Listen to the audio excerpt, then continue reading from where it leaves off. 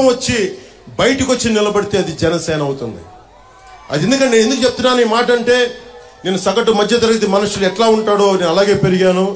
ఈరోజు ఎంత డబ్బున్నా కానీ నా మధ్యతరగతి మనస్తత్వాన్ని నేను పోగొట్టుకోదలుచుకోలేదు. ఆ మధ్యతరగతి మనిషే ఈ రోజున కూర్చొని ఓటు చీలకూడదు, అందరం కలిపి ఉండాలని చెప్పి సగటు మధ్యతరగతి మనిషి ఆకాంక్ష ఆశయమే ఈ రోజున జనసేన ముందుకు తీసుకొచ్చింది.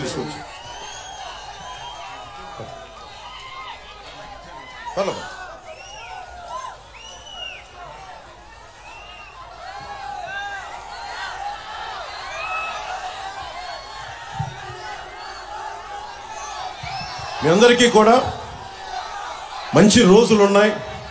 క్రోధినామ ఉగాది సంవత్సరం నిన్నే జరుపుకున్నాం.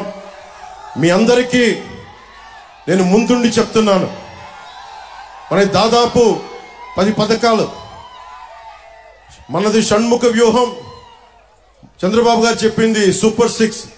వాటిలో 2 కామన్ పాయింట్స్ ఉండటం వల్ల అవి 10 మనం 2 పాయింట్స్ దాంట్లో ఉండటం వల్ల మొత్తం కలిపి 10 పాయింట్ ఫార్ములాగా ఆంధ్రప్రదేశ్కి కావాలి. పెట్టుబడులు రావాలి, ఉపాధి అవకాశాలు లభించాలి. ఆ దిశగా అడుగులేస్తా ఉన్నాం. రైతుకి కన్నీరు పెట్టండి.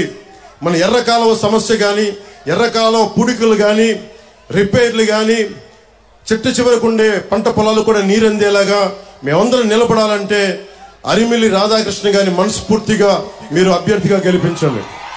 ఇది జనసేన నాయకులకి, కార్యకర్తలకి, ఆడపడుచులకి, వీర మహిళలకు కూడా నా ప్రత్యేకంగా నేను విజ్ఞాపన. దేనికి అంటే ఈ ఒక్కసారికి మనం ఖచ్చితంగా రాష్ట్ర ప్రజల పక్షం వహించాలని మనస్ఫూర్తిగా కోరుకుంటూ, అలాగే భూపతిరాజు శ్రీనివాస్ వర్మ గారు మన కూటమి ఉమ్మడి అభ్యర్థిగా భారతీయ జనతా పార్టీ తరపు నుంచి నిలబడతా ఉన్న నర్సాపూర్ పార్లమెంట్ అభ్యర్థిగా వారిని మనస్ఫూర్తిగా బలమైన మనకి మెజారిటీతో గెలిపించవలసిందిగా మనస్ఫూర్తిగా కోరుకుంటా ఉన్నాను. అలాగే ఈ సభకి వచ్చిన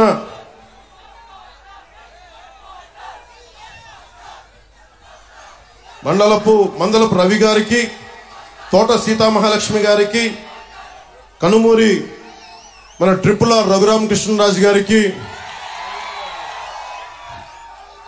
కొడుకులపూడి గోవింద్ చిన్నబాబు గారికి, అలాగే నార్ని తాతాజీ గారికి, శ్రీదేవి ఇమాంపూడి శ్రీదేవి గారికి, ముళ్ళపూడి వెంకట కృష్ణారావు గారికి, వీరందరికీ కూడా మనస్ఫూర్తిగా వారందరికీ నా హృదయపూర్వక ధన్యవాదాలు తెలియజేసుకుంటూ ఒక్క మాట చెప్తాం. Hello AP, hello AP, hello AP. వైసీపీని కుమ్మిక్కు మొత్తం చితగొట్టి గోస్తం. జై జనసేన, జై కూటమి, జై టీడీపీ, జై బీజేపీ, జై జనసేన, జై హింద్.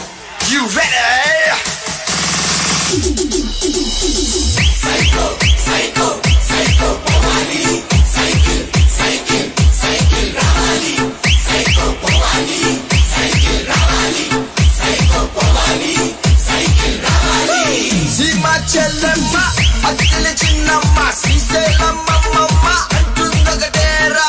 సైకో సైకో సైకో పోవాలి, సైకిల్ సైకిల్ సైకిల్ రావాలి. కాలేజ్ కుర్రాడు, చేతిలో ముసలోడు, బడిలో బుడ్డోడి, స్లోగన్ ఒకటేరా. సైకో పోవాలి, సైకిల్ రావాలి. సాక్షిగా చెప్తున్నా, సైకిల్ స్పీడ్ కు ఇంకా తిరుగులేదు.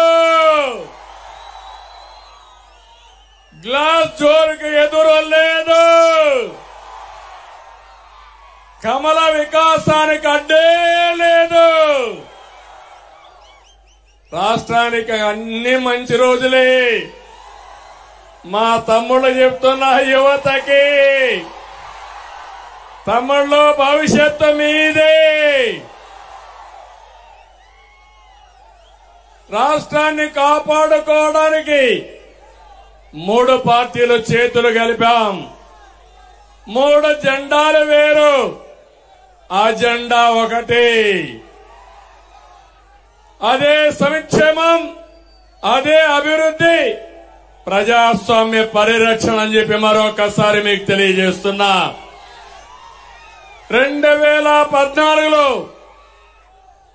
విభజన కష్టాల నుంచి రాష్ట్రాన్ని గట్టెక్కించేందుకు 3 పార్టీలు కలిశాం. ఈ రోజు మళ్లీ కలుస్తున్నాం. జగన్ కబంధ హస్తాల నుంచి రాష్ట్రాన్ని కాపాడుకోవడానికి సిద్ధమా తమ్ముళ్ళు అని మిమ్మల్ని అడుగుతున్నా. కలిసింది మామూలు వ్యక్తులు కాదు.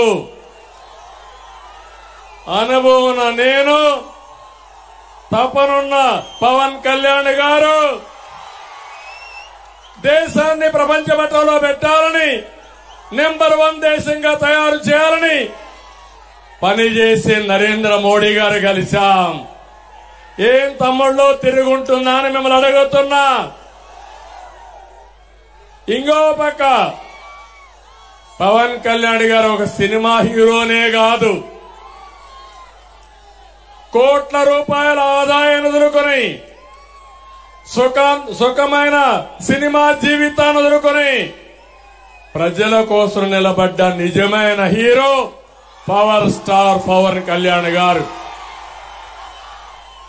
అక్రమాలను ప్రశ్నించడం కోసం పవన్ నిలబడ్డాడు. ప్రజల తరపున గళం వినిపించడం కోసం, ప్రశ్నించడం కోసం నిలబడిన పవన్ కళ్యాణ్ గారిని అభినందించమని మిమ్మల్ని అందరినీ కోరుతున్నా. ఈ క్రమంలో పవన్ కళ్యాణ్ గారి పైన వైసీపీ దారుణంగా వ్యక్తిగత దాడి చేశారు. అయినా అనేక అవమానాల్ని, దాడుల్ని తట్టుకొని